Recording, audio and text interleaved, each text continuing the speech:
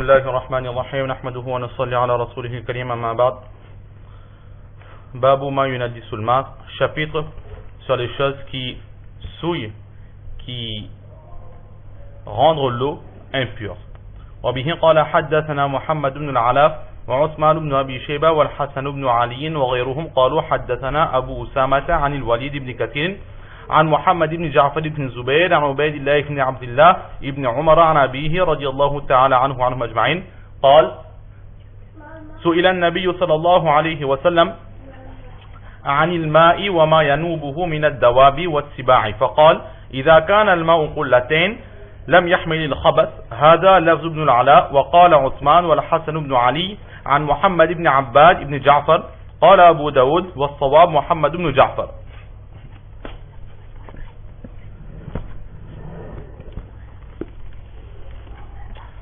Par la grâce d'Allah, la dernière fois, nous avions un petit peu débuté ce chapitre.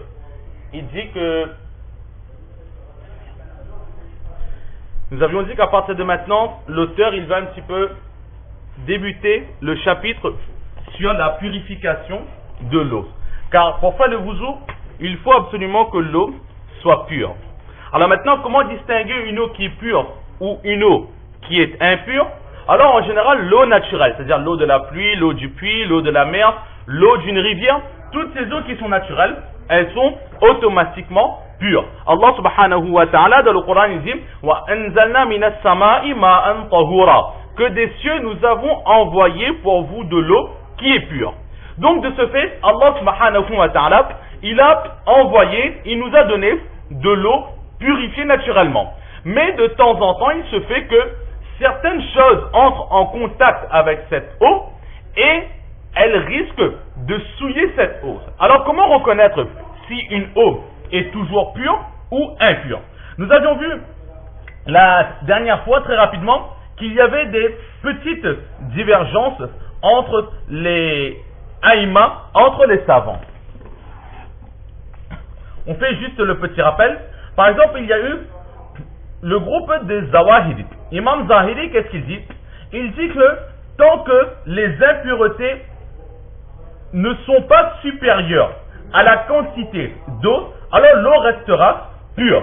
Même si, par exemple, nous avons 1 litre d'eau et nous avons, par exemple, 1/4 litre d'impureté d'urine, par exemple, et que nous mélangeons ces impuretés, ces urines avec l'eau, même si la couleur, l'odeur, le goût de l'eau change et que les impuretés se font ressentir, malgré cela, Imam Zahiri lui il dit que l'eau restera pure. Mais il faut savoir qu'en général, à chaque fois que nous allons prendre l'enseignement des Zawahirites, alors ce sera un enseignement qui ne sera pas à prendre en compte. Nous, ce qui nous intéresse, c'est l'enseignement des 4 imams. Alors Imam Malik alayhi rahmat, lui il dit que du moment qu'une des qualités, des particularités de l'eau change, c'est-à-dire il y a 3 particularités, le goût, l'odeur et la couleur. Si une de ces particularités change, alors automatiquement l'eau deviendra impure. Ensuite il y a la majorité des savants, parmi lesquels se trouvent Imam Shafi'i et Imam Ahmad ibn Hanbal. Eux ils disent qu'il y a 2 catégories d'eau. Il y a la première catégorie, l'eau qu'on appelle une grande quantité d'eau ou de l'eau en abondance. Cette eau en abondance ne sera pas impure tant que une des 3 qualités de l'eau ne change. Les 3 qualités que nous avons citées précédemment. Et il y a la petite quantité d'eau. Alors de la petite quantité d'eau, du moment qu'il y ait un atome d'impureté qui est entré en contact avec cette eau, l'eau deviendra automatiquement impure. Et Imam Abu Hanifa alayhi rahmat, il est aussi du même avis que lorsqu'il y a une grande quantité d'eau, alors l'eau ne sera pas impure tant qu'une de ses particularités n'aura pas changé, et lorsqu'il y a une petite quantité d'eau, alors l'eau deviendra impure par le moindre contact avec une impureté. Mais la divergence se fait sur ce point que comment différencier la grande quantité d'eau à la petite quantité d'eau. Nous avions vu que Imam Shafi, Imam Ahmad ibn Hanbal alayhi rahmat, ils disent que lorsqu'il y a la quantité de 2 jarres, 2 khulla, 2 jarres, alors l'eau sera considérée comme grande quantité. Et Imam Abu Hanifa, lui il dit que, selon Imam Abu Yusuf, un des élèves d'Imam Abu Hanifa, il dit que nous verrons, là où il y a de l'eau, cette quantité d'eau, pour définir s'il y a beaucoup ou peu d'eau, alors nous allons faire des petits mouvements dans cette eau. Ou bien des mouvements ressemblant aux mouvements que l'on fait pour faire le bouzou, ou des mouvements ressemblant aux mouvements que l'on fait pour prendre un bain. Et si nous voyons que les rayons qui s'émanent de par ces mouvements, le mouvement de l'eau est si grand qu'il atteint le côté opposé de la rive où nous sommes, alors cette eau sera considérée comme en petite quantité. Dans le cas contraire, ce sera une grande quantité. Imam Mohammed, lui, il avait envoyé un de ses élèves vers le bassin de sa mosquée. Il lui a dit que lorsqu'il y a cette quantité d'eau, alors ce sera de l'eau en abondance. Et s'il y a moins que cela, alors ce sera de l'eau en petite quantité. Et justement, il a mesuré cet élève et il a dit que la grandeur de ce bassin était de 10 fois 10. Maintenant, 10 quoi? 10 mètres, 10 cm, 10 km. Là aussi, il y a des divergences. Mais Imam Abu Hanifa, lui, il part carrément du principe que celui qui a besoin de cette eau, il examinera en son âme et conscience. En son cœur, il regardera, il méditera et il analysera si à ses yeux c'est une grande quantité d'eau. Alors, on considérera cela comme une grande quantité d'eau, et si pour lui c'est une petite quantité d'eau, alors nous allons considérer cela comme une petite quantité d'eau. Et nous avions aussi dit que dans la jurisprudence hanafite de l'école d'Imam Abu Hanifa alayhi rahma, ce qui compte c'est la longueur et la largeur.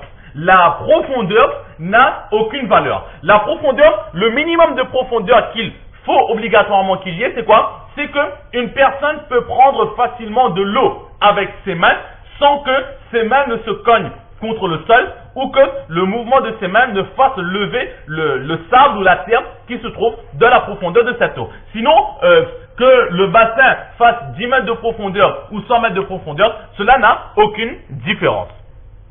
Voilà un petit peu ce que nous avions vu quant aux différents enseignements, aux différentes narrations. Maintenant, nous avions dit que le chapitre que nous avons aujourd'hui, c'est un chapitre qui va dans l'enseignement, qui suit l'enseignement de Imam Shafi'i et Imam Ahmad ibn Hanbal. Et Imam Abu Dawud, rahmatullah alayhi, notre auteur, il est lui à tendance Hanbalite. C'est-à-dire, il a tendance à suivre l'enseignement de Imam Ahmad ibn Hanbal. C'est pour cela qu'il a mis en avant ce hadith qui prouve justement la véracité ou le juste milieu de l'enseignement de Imam Ahmad ibn Hanbal. Nous voyons ce hadith et nous allons ensuite essayer de répondre à ce hadith pour montrer que l'enseignement d'Imam Abu Hanifa, il est le plus juste. Alors Imam Abu Dawud, qu'est-ce qu'il dit? Il dit qu'il rapporte de son professeur Muhammad ibn al-Ala ainsi que Osman fils d'Abi Sheba et Hassan ibn Ali et d'autres encore.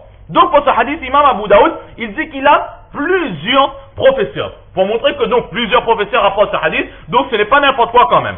Et tous ces professeurs, ils rapportent de Abu Usama, qui rapporte de Walid fils de Kathir, qui rapporte de Muhammad fils de Ja'far fils de Zubayr, qui rapporte de Ubaydullah fils d'Abdillah fils de Omar, qui rapporte de son père Hadith Abdullah ibn Omar radiyallahu ta'ala anhu ajma'in, qui disent que le saint prophète sallallahu alayhi wa sallam a été questionné sur l'eau et tout ce qui tourne autour de l'eau, c'est-à-dire les animaux sauvages et les animaux de la jungle. Nous avons expliqué que la question se posait parce que les compagnons radiyallahu ta'ala anhu ajma'in, ils avaient régulièrement ce besoin de faire des voyages, soit pour le commerce, soit pour les campagnes, etc. Et qu'en chemin, il n'y avait pas comme aujourd'hui des auberges, des hôtels, etc. Donc, ils devaient absolument camper dans la nature et de préférence à proximité d'une source d'eau. Mais étant donné que cet endroit n'est pas habité par les êtres humains, donc cette eau est le plus souvent utilisée par des animaux sauvages. Et il faut savoir quelque chose, c'est que les animaux que l'être humain n'a pas l'autorisation de consommer, les animaux dont les musulmans n'ont pas le droit de consommer, alors leur salive est impure. Donc automatiquement, lorsqu'ils vont utiliser, ces animaux, lorsqu'ils seront en contact, surtout leur salive sera en contact avec cette eau, alors si c'est une petite quantité d'eau, l'eau sera impure, et si c'est une grande quantité d'eau, l'eau restera pure, sauf si une des trois particularités aura changé. Donc la question se posait au prophète d'Allah, comment faire pour savoir si, malgré ce contact animal, l'eau reste pure ou est-ce qu'il est devenu impur. Et là, le saint prophète sallallahu alayhi wa sallam, il a répondu très très clairement, très très facilement, lorsque il y a la quantité de 2 jarres d'eau, alors cette quantité d'eau, cette eau ne sera pas souillée, elle restera pure. Et là, nous voyons très clairement que le saint prophète sallallahu alayhi wa sallam, il a différencié la grande quantité et la petite quantité d'eau par justement ces 2 jarres, ces 2 poules-là. Là, c'est la preuve de Imam Shafi'i et Imam Ahmed ibn Hanbal alayhi wa rahma. Mais Imam Abu Hanifa, il doit se défendre. Lui, qu'est-ce qu'il a dit? Il a dit que ce n'est pas, il ne faudra pas prendre en compte cette quantité de 2 jarres, mais ce sera à celui qui a besoin de l'eau d'estimer. Et même si on part sur l'avis de Imam Abu Yusuf ou encore Imam Muhammad alayhi wa rahma, les élèves de Imam Abu Hanifa, nous voyons que eux, la quantité qu'ils enseignent est nettement supérieure à la quantité de 2 jarres. Alors maintenant, qu'est-ce qu'on va donner comme réponse? Nous allons dire que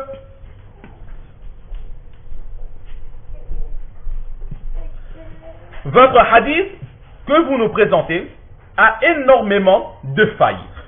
Et à cause de ces failles, on ne peut utiliser ce hadith comme preuve dans la jurisprudence. La première faille, c'est quoi? C'est au niveau de la chaîne de transmission de votre hadith. Pourquoi? Parce que dans la chaîne de transmission, Imam Abu Daoud, il rapporte de Mohammed fils de Ala, qui rapporte de Osman fils d'Abi Shayba, qui rapporte de Hassan fils d'Ali, Imam Abu Daoud rapporte de Mohammed ibn al-Ala, ainsi qu'Osman ibn Abi Shayba et de Hassan ibn Ali. 3 professeurs.